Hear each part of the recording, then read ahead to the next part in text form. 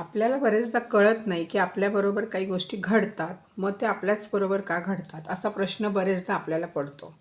आणि याच्या व्यतिरिक्त एक वेगळं कारणही असतं की खूपदा दुःखी होऊन आपल्याला वाटतं की हे आपल्याच बरोबर का घडतं, मीच का, मलाच का हे सगळं वाटायला आलं आहे. तर मंडळी, दुःख प्रत्येकाला आहे, फक्त पॅटर्न वेगळा आहे. किंवा सुख प्रत्येकाच्या नशिबात आहे, पण त्याचा पॅटर्न वेगळा आहे. सुखाच्या आणि दुःखाच्या व्याख्या आहेत ना, ह्या प्रत्येकाच्या वेगवेगळ्या आहेत. त्याच्यामुळे मुळात आधी हे समजून घ्यायचं आहे की दुःख आणि सुख याच्या व्याख्या काय आहेत. तर आज आपला जो विषय आहे तो कुठेतरी या गोष्टींनाच रिलेटेड आहे, म्हणून तुम्हाला व्हिडिओ शेवटपर्यंत पाहायचा आहे आणि मला वाटतं प्रत्येकाला आवडणारा विषय आहे. पण तत्पूर्वी मिस्टिकल एरा या माझ्या चॅनलमध्ये माझ्या सर्व लाडक्या व्ह्यूअर्सचं अगदी मनापासून स्वागत आहे.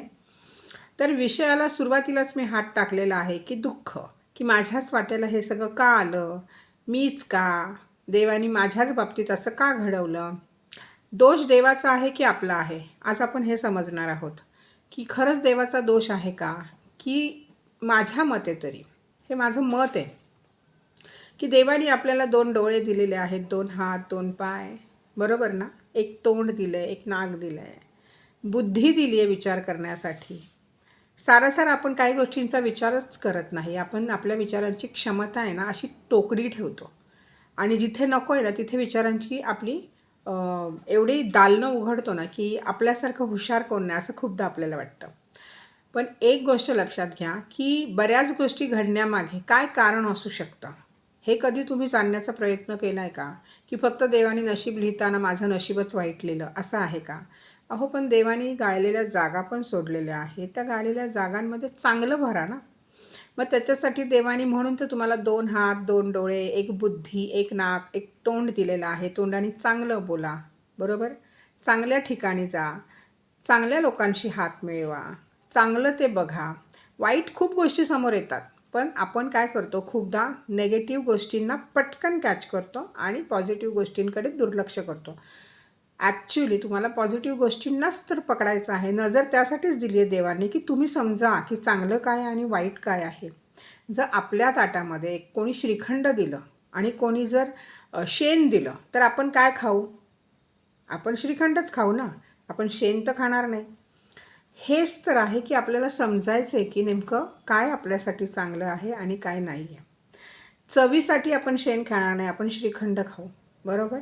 पण ॲक्च्युली शेणाचे पण अनेक फायदे आहेत, पण आपण ते पाहत नाही. श्रीखंड मात्र आपल्याला कुठेतरी त्रासदायकच असतं तसं, पण जिभेची चव आहे म्हणून आपल्याला ते आवडतं. तर मला इथे हे उदाहरण यासाठी द्यावंसं वाटलं की चांगलं आणि वाईट हे जिभेवर आपण ठरवलं होतं, बरोबर. देवाने जीभ दिली आहे तुम्हाला, पण जीभ ही टाळायला फक्त आपण लावतो. म्हटलं जातं, जुनी लोक म्हणतात की जिभेला हाड नाही, आणि ॲक्च्युअल हाड नाही आहे म्हणून ती कशी पण वळते, बरोबर ना. तर आपण बोलताना पण प्रचंड नेगेटिव्ह बोलतो, म्हणजे आपल्याच घरात बसून आपण इतकं नेगेटिव्ह बोलतो, इतकं नेगेटिव्ह बोलतो ना की ते सत्य व्हायला वेळ लागत नाही, कारण वास्तू बोले तथास्तु.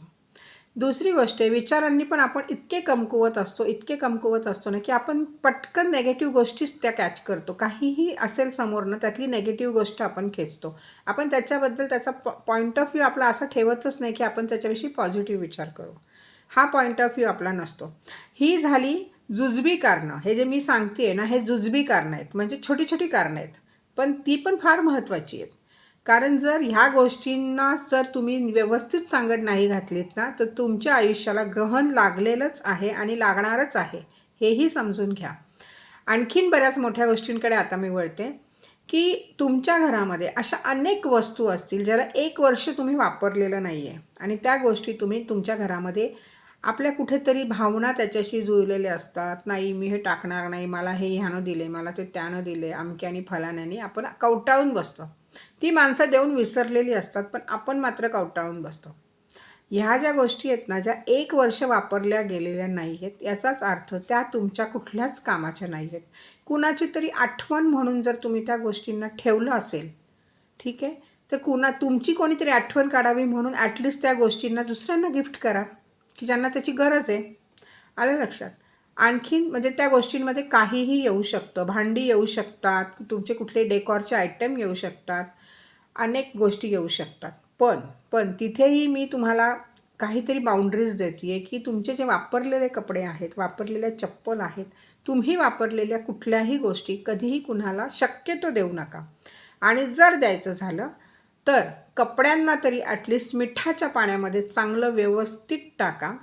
मिठाच्या पाण्यात ते 1 दिवस राहू देत, दुसऱ्या दिवशी त्याला व्यवस्थित धुवून लॉन्ड्रीत पाठवा. इस्त्री होऊन येऊ देत किंवा तुम्ही घरी इस्त्री करा. इस्त्री होऊन आल्यानंतर तुम्हाला हवे त्यांना तुम्ही देऊ शकता. कारण त्या कपड्यांना आपण घालतो, आपली एनर्जी त्याला कनेक्ट झालेली असते, प्रॉपर कनेक्ट झालेली असते, कारण तुम्ही ते कपडे अनेक वेळा घातलेले असतात. आता जी लोक एक कपडा एकच वेळा घालतात त्यांची बात न्यारी आहे, पण काही वेळेस बरेच जणांना तुम्ही तेच कपडे घालताना पाहिलं असेल, कारण एखाद्याचा आवडीची ती वस्तू असू शकते म्हणून आपण सारखं तेच वापरतो. तर त्याला तुमची जी एनर्जी आहे ती पूर्णपणे कनेक्ट असते. आणि जर तसंच उचलून तुम्ही एखाद्या व्यक्तीला जर ते गिफ्ट केलं ना, तर त्या व्यक्तीची जी एनर्जी आहे ना ती तुमच्या एनर्जीशी कनेक्ट होते आणि त्याचं काही कार्मिक असेल तेही तुम्हाला कनेक्ट होतं. म्हणून कपडे जेव्हा आपण देणार असतो कुणाला, तर अशा पद्धतीने तुम्ही देऊ शकता. आणखीन महत्त्वाची गोष्ट, आपल्या घरामध्ये अशा बऱ्याच गोष्टी आहेत ज्या बंद पडलेल्या असतात. म्हणजे थोडक्यामध्ये लाईट असू शकते किंवा घड्याळ असू शकतं, मोबाईल असेच असू शकतात पडलेले, बंद सेल तुम्ही असेच ठेवलेले असू शकतात. ह्या अशा अनेक गोष्टी तुमच्या घरामध्ये असतील. रिकाम्या माचीस तुम्ही ठेवलेल्या असतात की नको कशाला, कधीतरी कामाला येईल, ह्याच्यात एक माचीसचं हे वरचं खराब झालं तरी दुसरी माचीस. सो बरेचसे लायटर आपल्या घरामध्ये खराब पडलेले असतात. म्हणजे अनेक गोष्टींना आपण घरामध्ये ठेवलेलं असतं. तर ह्या सगळ्या गोष्टींना तुम्हाला सरळ कचऱ्यात फेकायचं आहे. कचऱ्यात फेकून तुमचं काहीच नुकसान होणार नाही आहे, पण घरात ठेवून तुमचं नुकसान मात्र नक्की होणार आहे. याच्या व्यतिरिक्त आता मी इथे येते की देवाच्या बऱ्याच अशा गोष्टी असतात की आपण त्यात तुटलेल्या असेल, कवडी असेल घरात, थोडा टवका उडाला आहे, गोमती चक्र आहे, टवका उडाला आहे, म्हणजे अशा छोट्या छोट्या गोष्टी असतात त्याही आपण ठेवलेल्या असतात. आणि सगळ्यात महत्त्वाचं आणि भयंकर म्हणजे भंगलेल्या मूर्ती पण आपण घरात ठेवलेल्या असतात. भंगलेल्या मूर्तींना कधीच घरी ठेवू नये, त्यांचं प्रॉपर विसर्जन करावं. तर विसर्जन कसं करायचं, तर एक नारळ घ्यायचा, लक्षात घ्या, एक नारळ घ्यायचा. ज्या भंगलेल्या मूर्ती आहेत ज्यांना तुम्ही पूजला असेल इतके टाईम, तर त्याची एकदम व्यवस्थित पूजा करायची, जशी तुम्ही तुमच्या देव्हाऱ्यातल्या देवांची करता त्यांची पूजा करायची, त्यांची माफी मागायची आणि त्यांना सांगायचं की तुझ्या स्थानावर मी तुलाच बसवलेलं आहे, पण तुझं प्रतिरूप बसवलेलं आहे आणि आज तुझी ही मूर्ती भंगलेली आहे, जिला मी विसर्जन करणार आहे. आणि व्यवस्थित त्या मूर्तीची आरती वगैरे करायची जर तुमची इच्छा असेल. अदरवाईज एक अगरबत्ती जरी दाखवली तरी देव खुश असतो. त्याला तुम्ही अगदी प्रॉपरच सगळं केलं पाहिजे अशी देवाची इच्छा नसते, पण जे कराल ते मनोभावे करा. आणि त्या देवाबरोबर, त्या मूर्तीबरोबर तुम्हाला लाल फडक्यामध्ये मूर्ती बांधायची, नारळ बांधायचा, ठीक आहे, आणि एक उदबत्ती बांधा, थोडं फूल व्हा, जे तुम्ही वाहिलेलं असेल तिथे पूजा करताना त्या सगळ्या गोष्टी त्या फडक्यात भरायच्यात आणि त्या फडक्यासकट ते जे भंगलेली मूर्ती, नारळ आणि त्या वस्तू बांधायच्यात लाल ह्याच्यामध्ये आणि पाण्यामध्ये सोडून द्यायच्यात. माफी मागायची आहे. आणि आता हे झालं मूर्तीचं.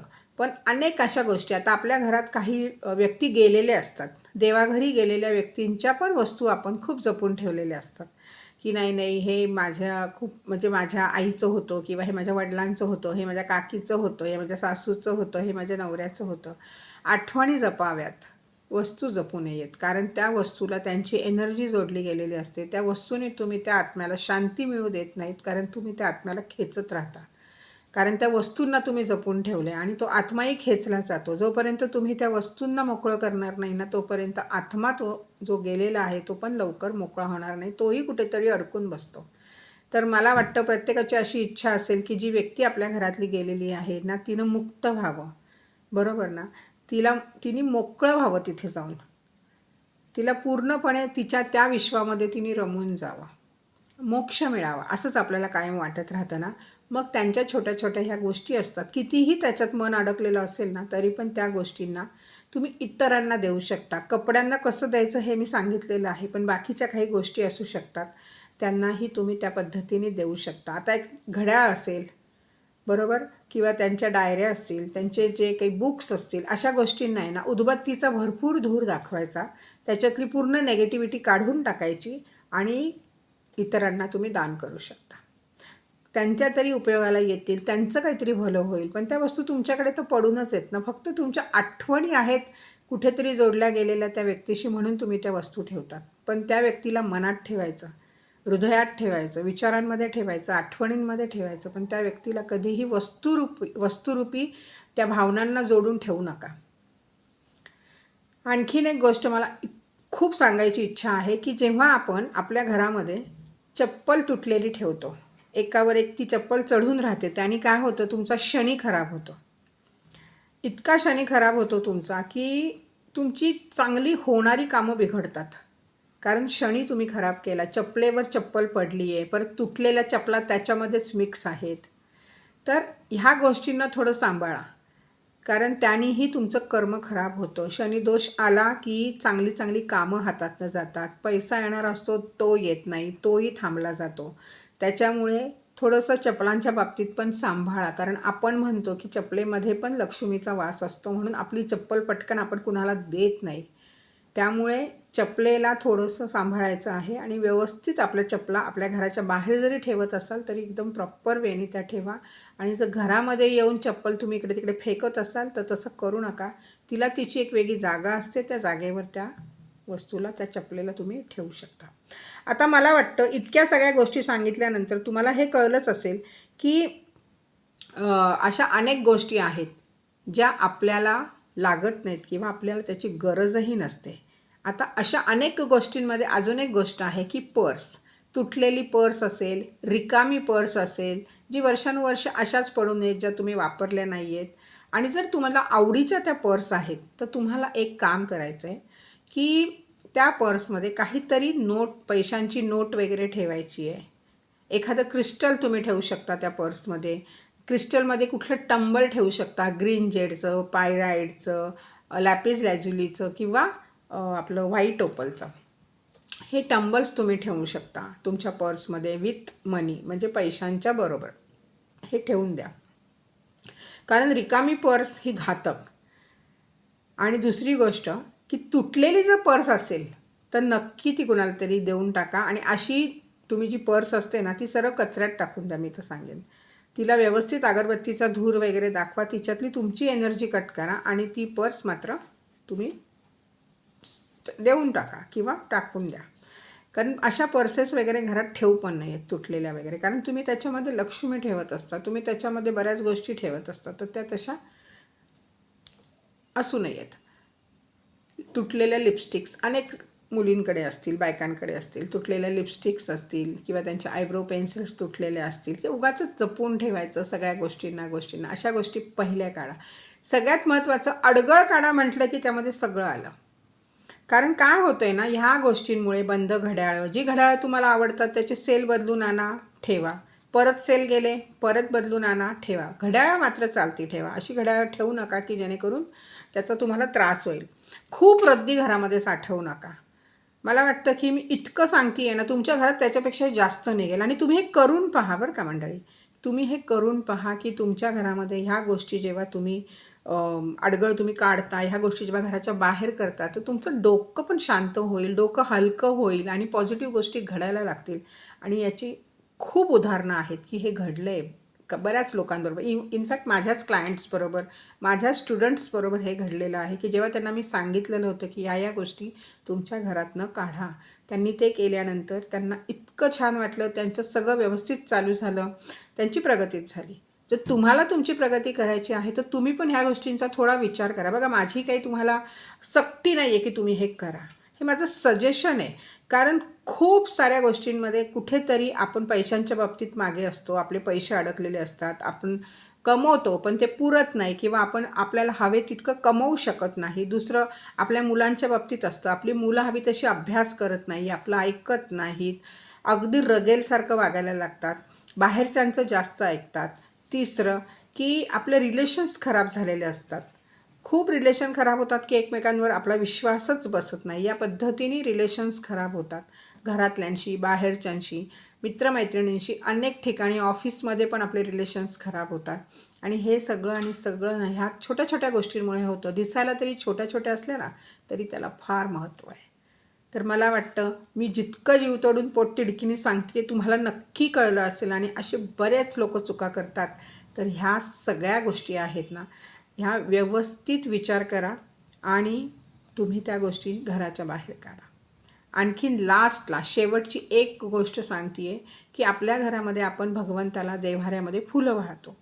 ती फुलं जी आहे ते निर्माल्य जे आहे ते पण आपण कुठेतरी साठवून आहे ना ते सडेपर्यंत साठवतो. ते निर्माल्य असतं, ते आपण देवाच्या पायाशी ठेवलेलं असतं. आणि जेव्हा देवाच्या पायाशी ती गोष्ट येते ना तेव्हा ती खूप पवित्र असते. तर तिला तुम्ही असं सडून देऊ नका. तुम्ही धूप करता घरामध्ये, त्या धूपामध्ये ती फुलं टाका. आलं लक्षात? तुम्ही जर कापूर घरामध्ये जाळताय तर त्या कापराच्या खाली ते फूल ठेवा, जेणेकरून त्या फुलाचा जो काही धूर असेल तो तुमच्या घरामध्ये सकारात्मकता आणेल.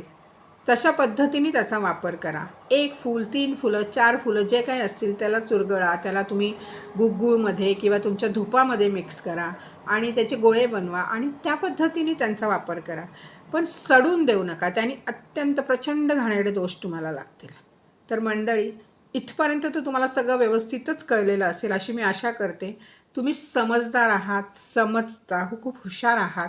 तुम्हाला सांगितलेलं समजतं असं मी गृहीत धरते. कारण आत्तापर्यंत बरेच जणांनी ह्या गोष्टी केल्या असतील, ह्या चुका झाल्या असतील, पण ह्या पुढे करू नये अशी माझी इच्छा आहे. आणि माझे सर्व दिवस अगदी सुखात राहावेत.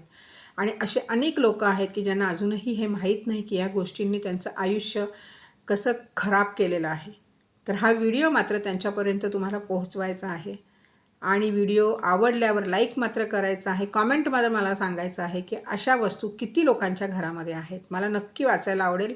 आणि मी अशी आशा करते की तुम्ही हे सगळं माझं ऐकणार आहात, जे काही मी तुम्हाला सांगितलेलं आहे.